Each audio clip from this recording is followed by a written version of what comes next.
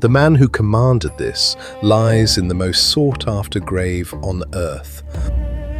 The legends say 1,000 horsemen trampled the burial ground until nothing showed. They say everyone who saw the place was killed, and then the killers were killed. In our century, satellites have searched by the tens of thousands of images. They have found lost tombs, lost monasteries, everything but him. He commanded the world in almost everything. He commanded his grave be forgotten, and in this alone, the world still obeys him. The man in that grave began on this river as an outcast child, eating roots and rodents. He ended holding the largest land empire there has ever been. This is the story of the man who made one world of the earth. At a price, the earth remembers. We know him because his own people wrote him, an epic set down within living memory, lost for centuries, surviving in Chinese transcription. It begins, as epics must, with a wolf. There was born a blue-grey wolf, his destiny ordained by heaven above. Every empire tells itself a fairy tale. Few are honest enough to write the rest. Around 1162, a boy was born here, clutching a clot of blood in his fist. An omen, said the shamans, declining to specify of what. His father named him Temujin. When he was about 9, his father was poisoned at a Tartar feast, hospitality being, on the steppe, the most reliable weapon. Then the worse blow. The clan simply rode away, leaving his mother and her children on the steppe to die politely, out of sight. She refused. The epic remembers Hoylen running the riverbanks with a juniper stick, digging roots for 5 children. If this empire has a foundation stone, it is that woman's refusal. It is no saint's childhood. At 13, in a quarrel over a fish, Temujin and one brother killed their half-brother. His mother's fury stands in the epic unsoftened. You have destroyed your own shadow. His father's own people hunted him down and locked him in the cangue, a slave's yoke. He was perhaps 15. He escaped by lying all night in the river beneath the search parties and was hidden, at the risk of everything, by a poor family in a cart of wool. He never forgot them. That too went into the ledger. At 16, he claimed his childhood betrothed, Borte. Her dowry, one black sable cloak, was the entire treasury of his rise. He spent it on an alliance. Then the past struck back. Merkit raiders, avenging a bride his father had stolen 20 years before, carried Borte off. On the steppe, no debt ever died. He called in his father's oaths and a friend's love, and broke the Merkits to get her back. It is the one campaign of his life that no one has ever needed to explain. She came home carrying a son, Yoki, the guest. Temujin raised him as his own and silenced any man who said otherwise. The question would return 40 years on to divide the world. And through these years runs the friend, Jamuka, his sworn brother since boyhood, shared blankets, shared blood oaths. The secret history is, among everything else, the story of how that love ended. For the steppe was choosing between 2 ideas. Jamuka stood for the old order, blood, lineage, the born noble. Temujin promoted herdsmen and smiths for talent alone. The first social revolution in our story made by a man who could not read.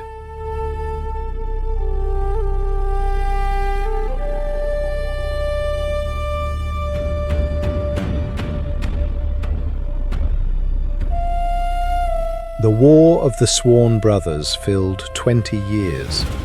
Temujin lost battles. The epic admits it, which is one reason to trust it, and won followers even in defeat.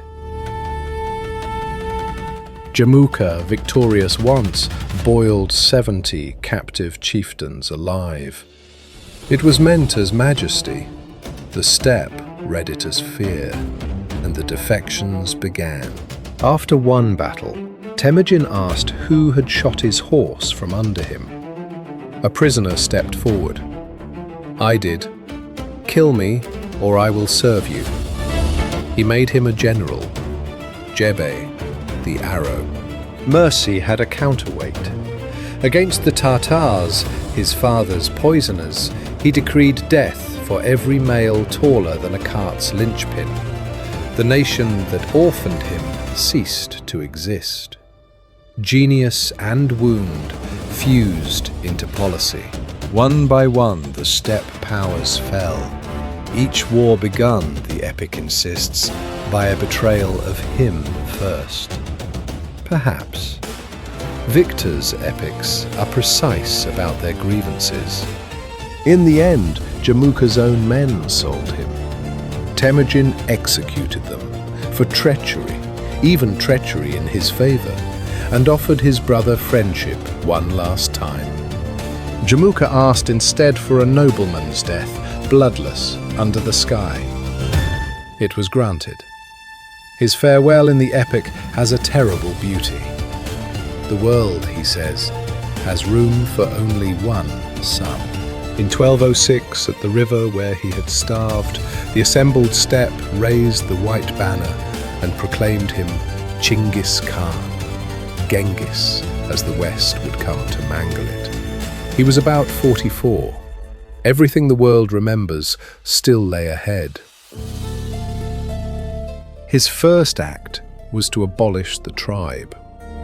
Men were regrouped in tens, hundreds, thousands, kinsmen deliberately scattered, loyalty rewired from blood to unit to him. It was also the finest command structure on earth. Then law, the yasa, death for theft, for betraying a fugitive guest, immunity for envoys, and tolerance for every faith under the eternal sky. Not piety, policy. It worked better, and the illiterate Khan ordered his nation to write. He could not read the laws he decreed. He made certain his grandsons could. Note who sits at the center of the new order. His mother, and Borde, whose council the epic records deciding matters of state. This empire was co-founded by its women, and its own historians said so. He now ruled perhaps 1 million people and several million horses, a nation of cavalry with nothing left to conquer at home. The steppe was united. That had never been safe for anyone. To the south lay Jin China, 50 million people behind walls. Its emperor demanded the new Khan kneel. He spat, mounted, and rode away. It is the most expensive gesture in Chinese history.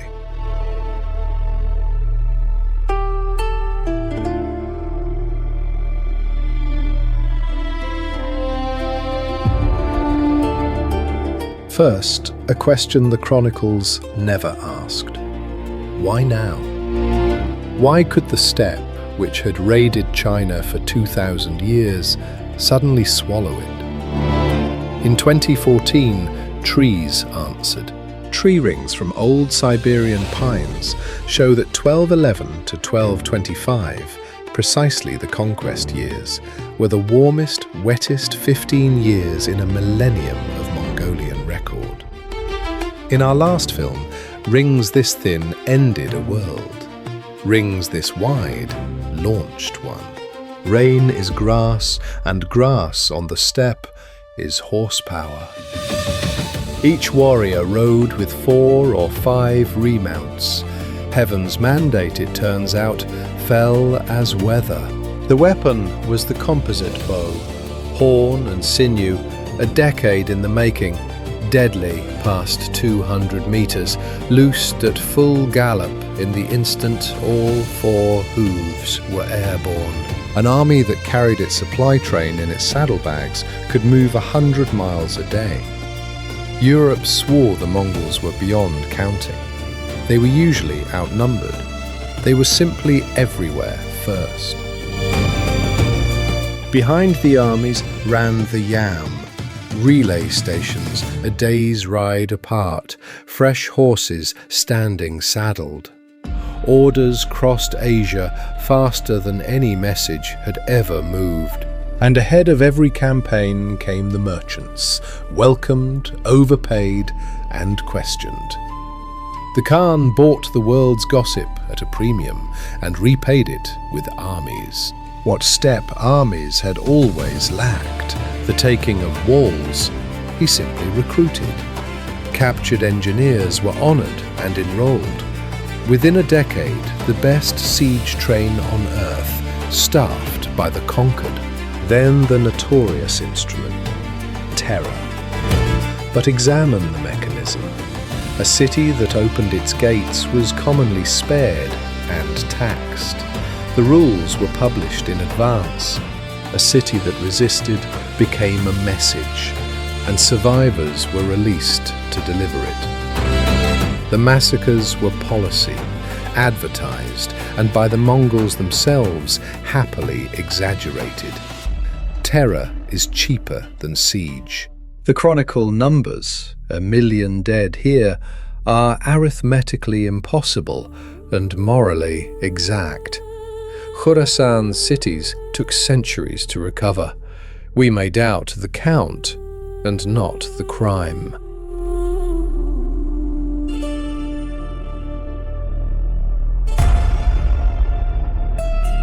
In 1211, at nearly 50, he led the nation over the Gobi against the greatest power on earth.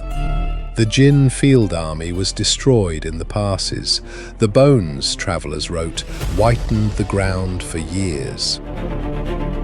Zhongdu, Beijing, fell and burned, they say, for a month. He did not stay to rule it. Cities at this point in his life were things one emptied. Among the prisoners stood a scholar, Yelu Chukai, who would serve him for 30 years and talk him city by city out of turning China into pasture. His axiom entered history: an empire won on horseback cannot be governed on horseback. Westward now, to the catastrophe that made his name a dread from Persia to the Atlantic. It began as a trade dispute. In 1218, he sent 450 merchants to the Shah of Khwarazm with a letter proposing commerce. At the border city of Otrar, the governor called them spies, seized the goods, and killed them all. Genghis asked for justice, not war. Surrender the governor. The Shah burned his envoy's beard and sent him home. Under the yassa, an ambassador's person was sacred. What followed, the Khan would say, heaven itself had licensed.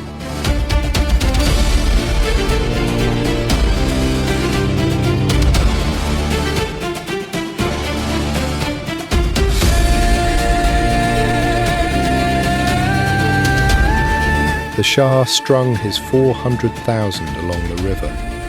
The Mongols split, struck everywhere at once, and Genghis crossed a desert declared impassable to surface with an army behind the enemy's capital. It is still taught. It is still not equalled. In Bukhara, a city of libraries, he rode into the great mosque and had the learned hold his horses. The historian Giovanni gives him a speech there. "I am the punishment of God. Had you not sinned greatly, God would not have sent me." Giovanni wrote for Mongol patrons. The speech may be flattery in reverse. It is also exactly what everyone believed. The city was emptied, the craftsmen marched east. One refugee's summary reached the chronicles in 5 words.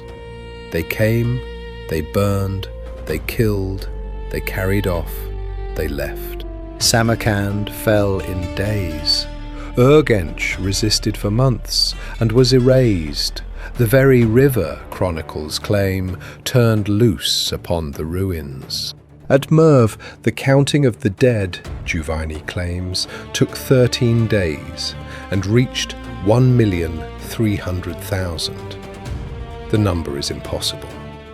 The emptiness of Khorasan says the meaning is not. At Nishapur, where the Khan's son-in-law fell, his widow oversaw the reprisal. The chroniclers say nothing was left alive and the skulls were stacked in pyramids. I report the claim. The century believed it, and that belief was itself a Mongol weapon. And the Shah who began it? Hunted across his own empire, he died a beggar on a Caspian island, buried in a servant's shirt. The Mongols never needed to kill him. They had already unkinged him. One man out of the wreck earned his enemies' praise. Cornered at the Indus, the Shah's son spurred his horse off the cliff into the river and swam it, sword in hand. Genghis forbade his archers to shoot and told his sons, "Such a son should a father have." Chivalry, from him, is somehow the most frightening thing in the story. Meanwhile, 2 of his generals took 20,000 men on the greatest cavalry raid in history, around the entire Caspian Sea, defeating every army that stood up and mapping Europe's doorstep for later. On the Kalka River, they crushed a Russian host and, honouring the ban on shedding princely blood, dined on a platform laid over the captive princes. Europe received 13 years' warning and remembered only the terror, now the strangest document of the age. Amid the carnage, the Khan summoned a Taoist sage across 5,000 kilometers to ask for the medicine of immortality.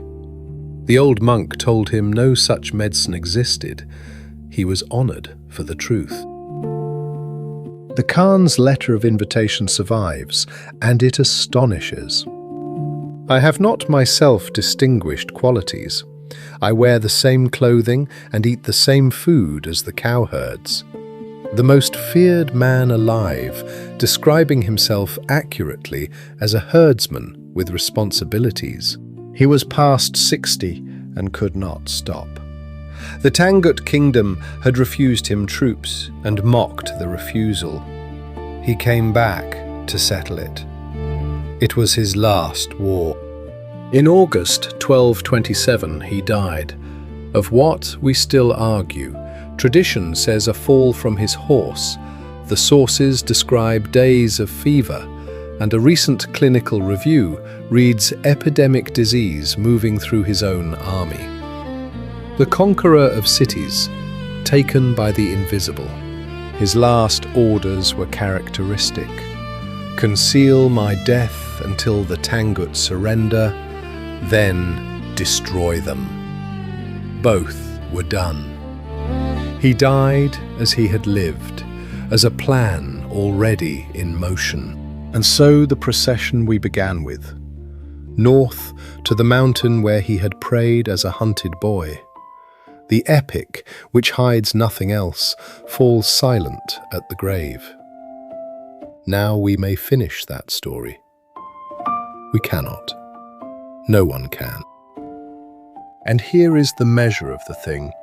The empire grew fastest after he was gone. To Kiev, to Persia, to the South China Sea. Most conquerors' empires are their shadow. His was an engine. Its terrible masterpiece came 30 years on, when his grandson took Baghdad. 5 centuries of civilization ended in a week, the river running black with the ink of libraries. With that image, the destroyer's account closes. The other account is stranger. Consider what the horror purchased, beginning at Karakorum, the capital his son raised on the steppe, a city of every nation the empire had swallowed. A French friar found at the palace door a silver tree built by a captured Parisian goldsmith, pouring wine, mead and mare's milk from 4 spouts at the blast of a mechanical angel. The ends of the earth drinking from one fountain. The city vanished so completely that sheep graze it. In 2022, geophysics lit the ground like an X-ray. Streets, workshops, whole quarters. The empire of tents built better than it knew. Across all Asia, one law now ran. The proverb said, "A maiden with a gold dish on her head could walk the empire unharmed." Merchants recorded something better than the proverb. They believed it enough to travel alone. This tablet, a paisa, was that piece made portable. Safe passage on the Khan's word, valid over 5,000 miles. Its bearers included a Venetian family named Polo. At court, the empire staged what Europe could not imagine: formal debates between Islam, Christianity, Buddhism, and the shamans. No one harmed for his argument. Each round, the friar notes sourly, ended in a toast. Along the safe roads the tools moved. Gunpowder and printing west, astronomy and silver east. Whatever crossed Eurasia in that century crossed because he had flattened the walls between. And then the exchange delivered its final cargo. By a mountain lake in Kyrgyzstan, headstones from 1338 record a trading community dying of pestilence. In 2022, DNA from those graves identified the strain, the direct ancestor of the Black Death, at the moment of its explosion down the roads, to Crimea, to Genoa, to everywhere. Lay the maps over each other, and both our films close like a trap. The roots of the peace are the roots of the plague. Connection is not good or evil. It is a multiplier of everything. One legacy needs correcting even as we enjoy it. A famous study crowned him ancestor to 1 man in 200. Newer genetics shows that lineage older than he, his clan's mark, not his. The true descent was never biological. It was institutional. His own people paid latest. In the Stalinist terror, Mongolia's monasteries burned, and to honor his name became a crime.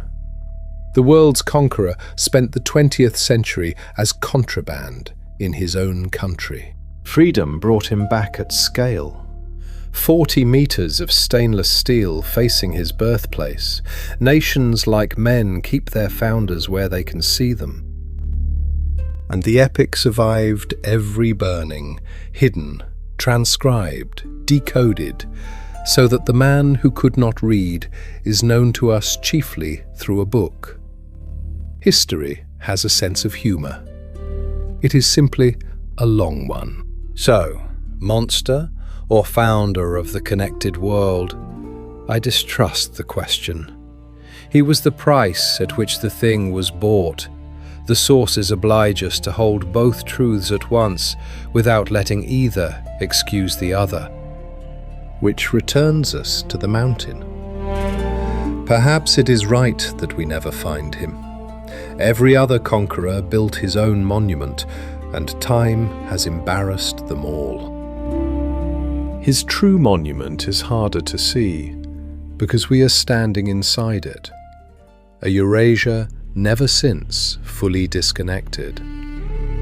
He asked to vanish into the grass he came from. The grass, at least, obeyed.